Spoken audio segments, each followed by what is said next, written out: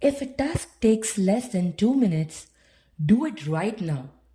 Not later, not on your to do list. Now. Why?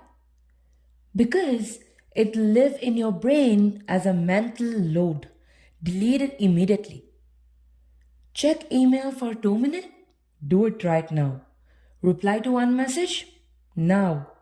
Wash that one dish? Do it right now, right at the moment. The mental energy you waste thinking about small tasks costs more than actually doing them. Your brain gets lighter, your focus gets stronger, you move faster. Try it today. You'll feel the difference immediately. What's that one small task that you're avoiding right now? Comment below. Let's clear some mental load together. Follow for daily hacks that actually work. Like and share if you needed this. Take care.